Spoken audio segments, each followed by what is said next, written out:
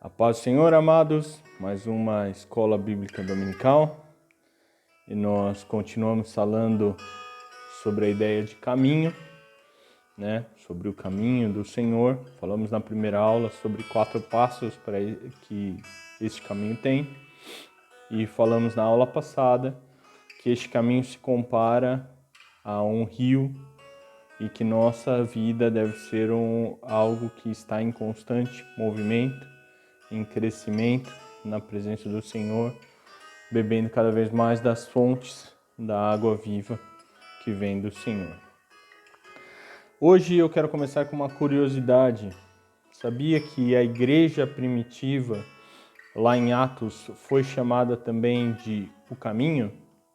Então, 3 textos que demonstram isso, que são interessantes, muitos deles na defesa do próprio apóstolo Paulo. Então, o primeiro deles, Atos 19, versículo 8 e 9 e 23 e 24. Então, ele diz assim: E entrando na sinagoga, falou ousadamente por espaço de 3 meses, disputando e persuadindo-os acerca do reino de Deus. Mas, como alguns deles se endurecessem e não obedecessem, falando mal do caminho, e aí ele escreve caminho com C maiúsculo, perante a multidão, retirou-se deles e separou os discípulos, disputando todos os dias na escola de um certo tirano. Versículo 23 e 24. Naquele mesmo tempo houve um não pequeno alvoroço acerca do caminho, com C maiúsculo, porque um certo ourive de prata, por nome Demétrio, que fazia de prata nichos de Diana, dava não pouco lucro aos artífices. E a história continua no decorrer dessa história. O que ele começa a discutir é que Paulo estava dissuadindo as pessoas a então buscarem ao Senhor verdadeiro, que não era um Deus, um ídolo feito por mãos humanas. Logo, ele estava perdendo o lucro do seu trabalho. Outro texto está em Atos 22, quando Paulo está fazendo uma defesa diante de judeus. Ele começa discutindo isso no capítulo 22, verso 3 e 4. Depois os irmãos podem ler o capítulo inteiro, mas aqui é só uma curiosidade.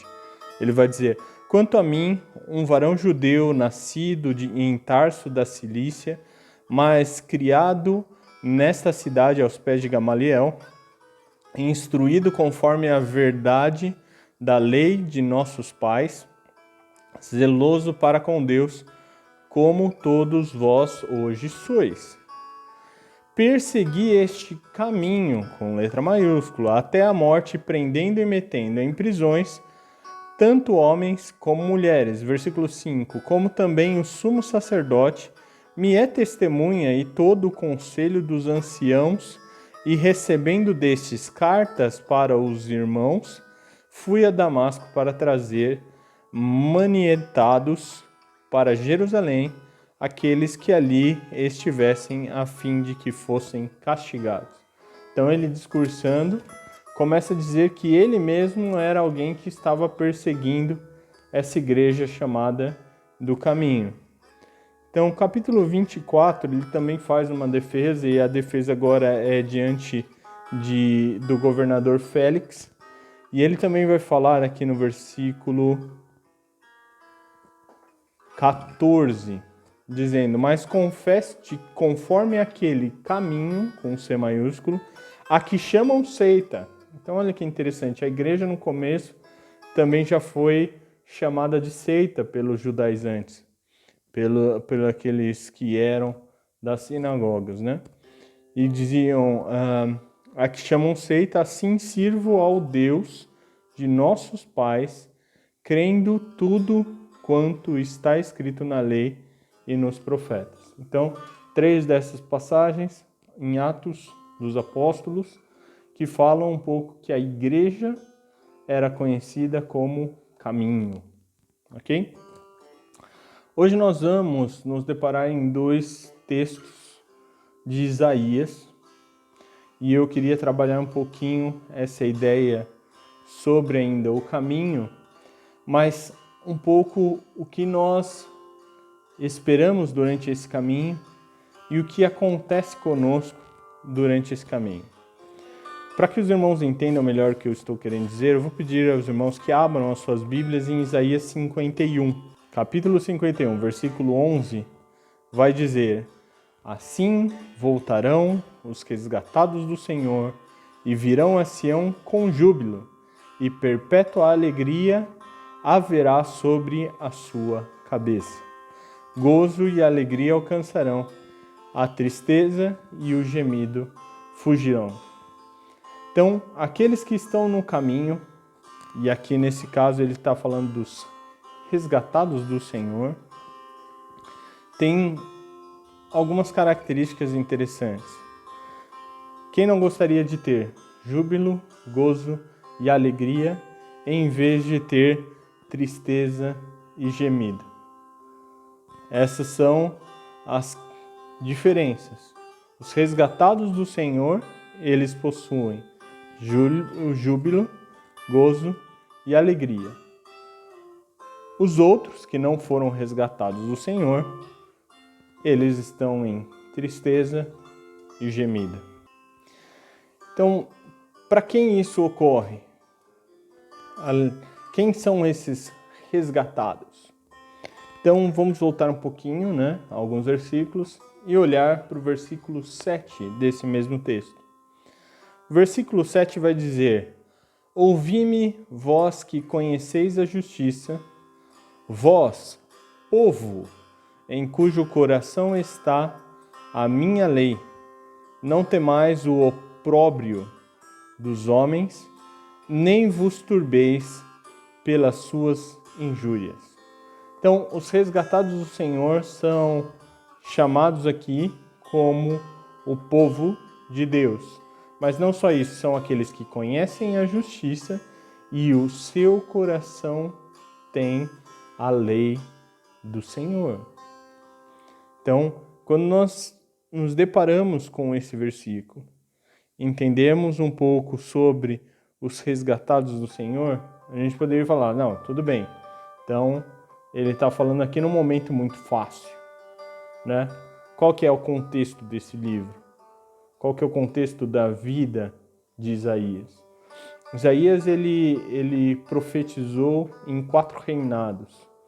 Os 2 primeiros foram reinados pacíficos. Depois, o reinado de Urias e o reinado de Jotão. Depois ele teve ainda sobre o reinado de Acabe, que não foi um rei muito bom, e sobre o qual a cidade de Jerusalém foi sitiada pela Síria. E ele buscou auxílio na Assíria. E depois ainda teve o reinado de Ezequias, que foi um rei bom aos olhos do Senhor. Um rei que voltou a restaurar a adoração ao Senhor. Que os irmãos lembram bem, da história da doença de Ezequias, e daí Deus faz com que volte o relógio, volte 15 minutos, e isso representaria os anos de vida que Ezequias teria adicionalmente, porque ele tinha buscado ao Senhor e feito aquilo que o Senhor se agradara,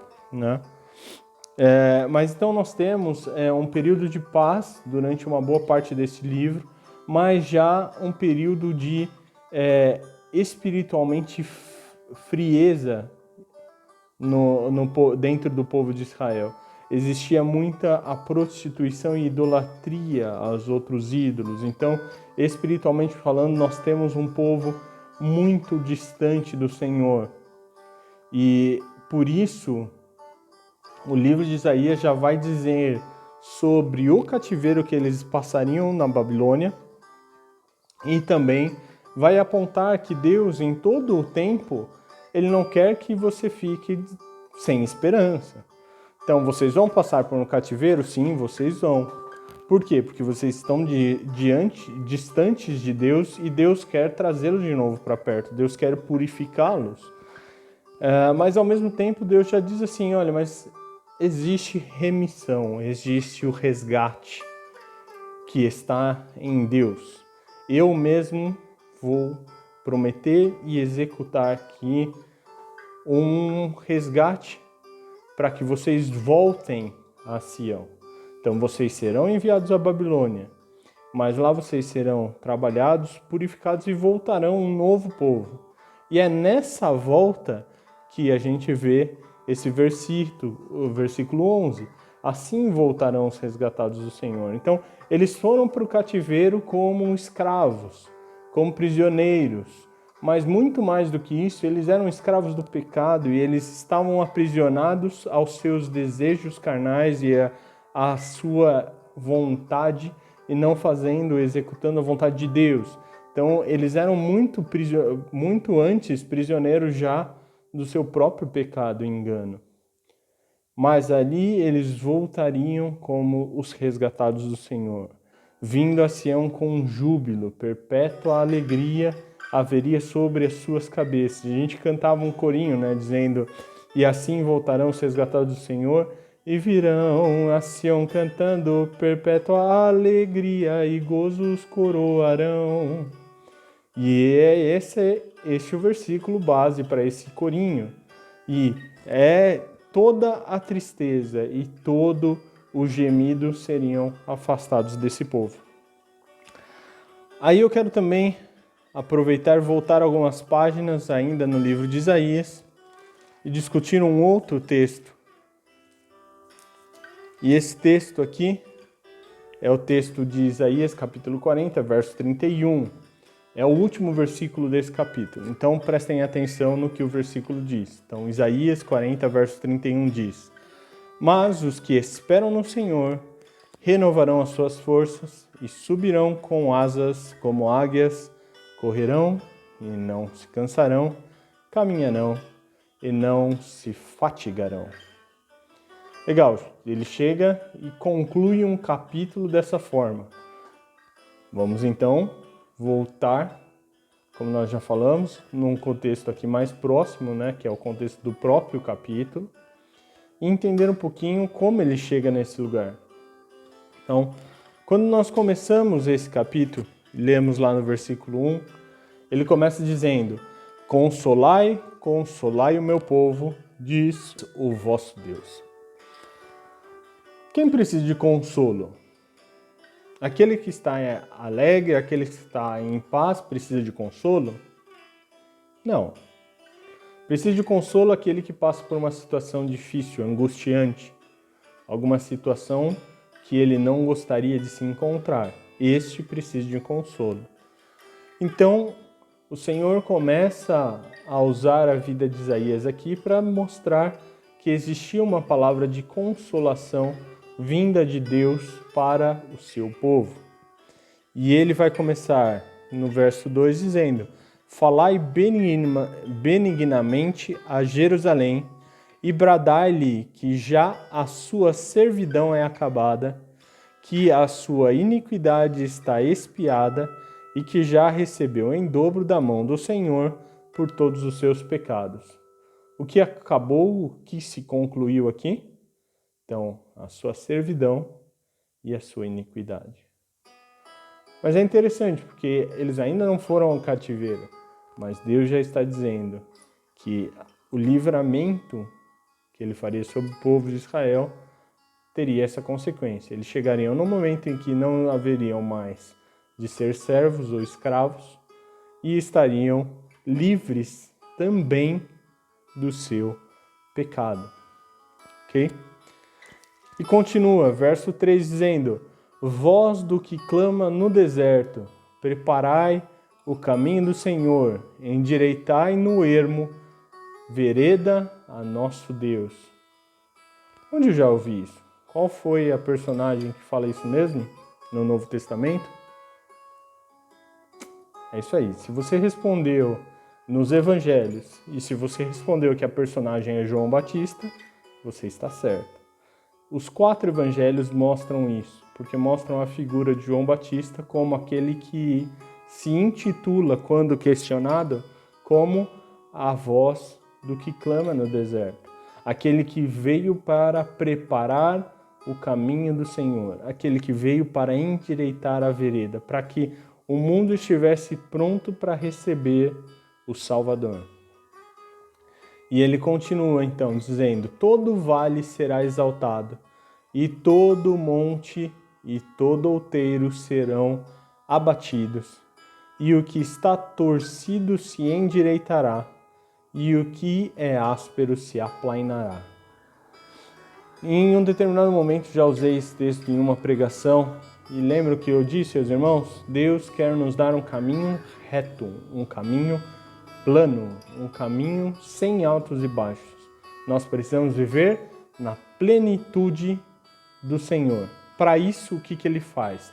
O vale é um lugar baixo, e o monte e o outeiro são lugares elevados. O vale ele sobe, e o outeiro e os montes ele desce. De tal forma que você está sempre num caminho plano. Esse é o propósito de Deus para nós, esse é o propósito de Deus para o seu povo, que eles andem na plenitude do Senhor em um caminho que é o caminho reto, um alto e vivo caminho.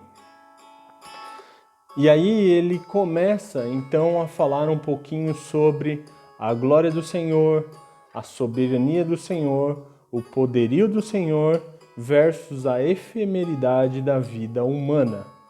E ele vai discorrer isso do 5 ao 26 praticamente, dizendo características de Deus, tudo aquilo que Deus fez versus a posição do homem nisso. Então vamos ler, mas esse é o comentário que eu vou deixar para depois pegar um pouquinho do 26 para frente e chegarmos ao verso 31, que é o verso que nós estamos estudando hoje. Então ele vai dizer: e a glória do Senhor se manifestará, e toda a carne juntamente verá que foi a boca do Senhor que disse isto. Voz que diz, clama, e alguém disse, que hei de clamar? Toda a carne é erva, e toda a sua beleza como as flores do campo. Seca-se a erva, e caem as flores, soprando nelas o hálito do Senhor. Na verdade, o povo é erva. Seca-se a erva e caem as flores, mas a palavra de nosso Deus subsiste eternamente. Tu, anunciador de boas novas a Sião, sobe ao monte alto. Tu, anunciador de boas novas a Jerusalém, levanta a voz fortemente. Levanta, não temas, e dize às cidades de Judá: eis aqui está o vosso Deus. Eis que o Senhor Jeová virá como forte, e o seu braço dominará. Eis que o seu galardão vem com ele, e o seu salário diante da sua face. Como pastor apacentará o seu rebanho, entre os braços recolherá os cordeirinhos e os levará no seu regaço. As que amamentam, ele as guiará mansamente. Quem mediu com o seu punho as águas e tomou a medida dos céus aos palmos e recolheu em uma medida o pó da terra e pesou os montes e outeiros em balanças? Quem guiou o Espírito do Senhor e que conselheiro o ensinou? Com quem tomou conselho para que lhe desse entendimento e lhe mostrasse as veredas do juízo e lhe ensinasse sabedoria e lhe fizesse notório o caminho da ciência? Eis que as nações são consideradas por ele como a gota de um balde e como o pó miúdo das balanças. Eis que lança por aí as ilhas como a uma coisa pequeniníssima. Nem todo o Líbano basta para o fogo, nem os seus animais bastam para o holocausto. Todas as nações são como nada perante ele. Ele considera as menos do que nada e como uma coisa vã. A quem, pois, farei semelhantes a Deus? Ou com que o compararei? O artífice grava a imagem, e o ourives a cobre de ouro, e cadeias de prata funde para ela. O empobrecido, que não pode oferecer tanto, escolhe madeira que não se corrompe. Artífice sábio busca para gravar uma imagem que se não pode mover. Porventura não sabeis? Porventura não ouvis? Ou desde o princípio se vos não notificou isso mesmo? Ou não atentastes para os fundamentos da terra? Ele é o que está assentado sobre o globo da terra, cujos moradores são para ele como gafanhotos. Ele é o que estende os céus como cortina e os desenrola como tenda, para neles habitar. O que faz voltar do nada os príncipes e torna coisas vãs os juízes da terra. E não se plantam, nem se semeiam, nem se arraiga na terra o seu tronco cortado, sopra sobre eles e seca-se, e um tufão como pragana os levará.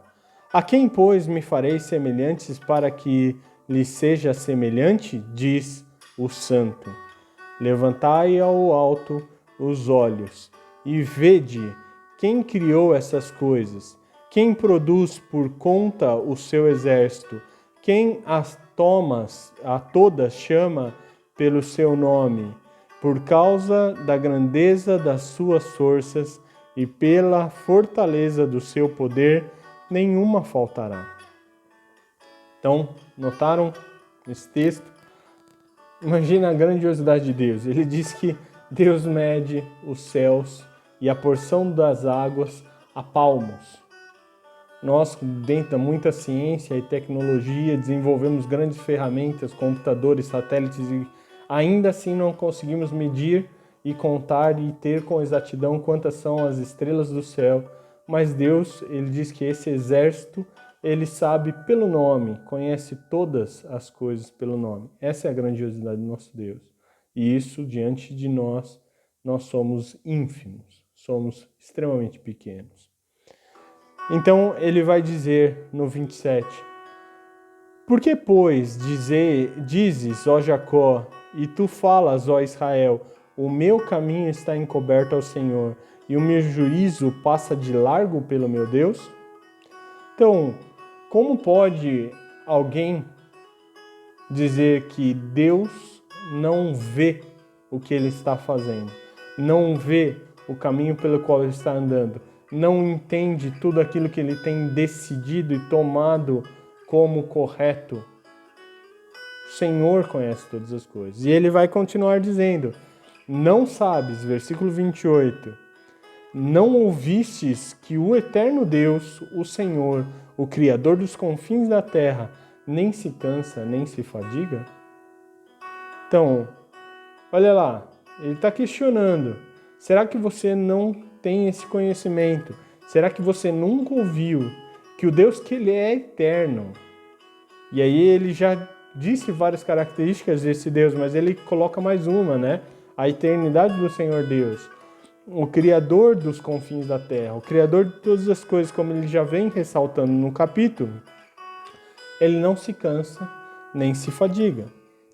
E outra coisa, não há esquadrinhação, e aqui é uma afirmação, não há esquadrinhação do meu entendimento, do seu entendimento. Ou seja, ninguém pode entender os pensamentos do Senhor e nem esquadrinhar e nem entender tudo aquilo que ele está pensando e executando. A nossa mente humana não consegue alcançar a grandiosidade dos pensamentos de Deus. E é isso que ele está falando. Mas esse Deus, verso 29 diz, dá vigor ao cansado e multiplica as forças ao que não tem nenhum vigor. Então, aquele que realmente não tem nada, se ele está em Deus, Deus renova as suas forças, restaura, multiplica E não só isso, mas dá também vigor para aquele que está cansado. E ele diz, uma afirmação: os jovens se cansarão e se fatigarão, e os jovens certamente cairão. Então, todas as vezes que nós olhamos para a humanidade e olhamos para o homem e pensamos no momento, no auge da sua força física, do seu vigor, normalmente nós vemos isso na característica ainda quando ele é jovem, não quando ele está idoso, não quando ele é uma criança.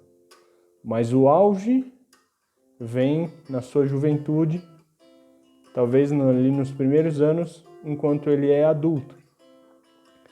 Mas ele afirma, com certeza, os jovens se cansarão, os jovens se fatigarão, os jovens, na plenitude, no seu auge, no melhor das suas condições, eles cairão.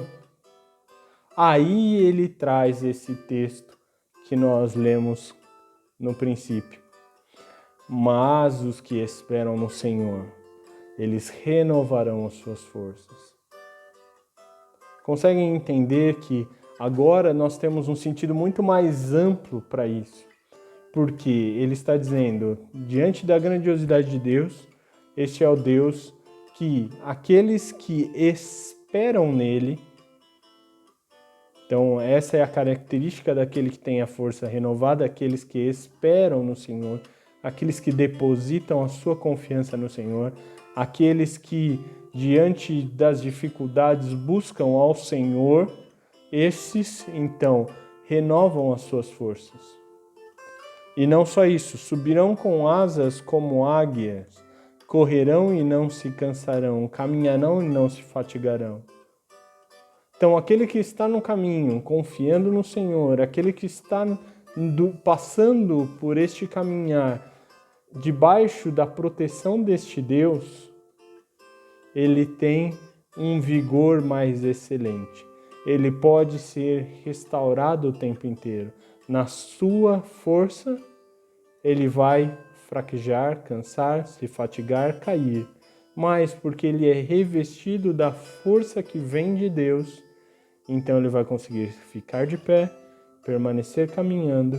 E não só isso, ele vai alçar voo como a águia, que é um dos animais que voa mais alto e coloca os seus ninhos em lugares de difícil acesso, lá no alto, e de lá contempla todas as coisas. Desta mesma forma, são todos aqueles que estão neste caminho, trilhando juntamente com o Senhor. Eles são fortalecidos, eles são renovados, eles são alegres, cheios de gozo e de júbilo. Então, nessa manhã, neste dia, que você possa levar isso. Se você estiver neste caminho com o Senhor, aqueles que são considerados povo seu, porque guardam a sua lei dentro do seu coração, entendem os juízos e a justiça de Deus, então você terá júbilo, gozo e alegria quando for resgatado pelo Senhor, e durante toda a sua caminhada, o Senhor é aquele que restaura as suas forças e restaura o seu vigor para que você chegue até o fim da sua caminhada. Que o Senhor vos abençoe e vos guarde no nome poderoso de Cristo Jesus.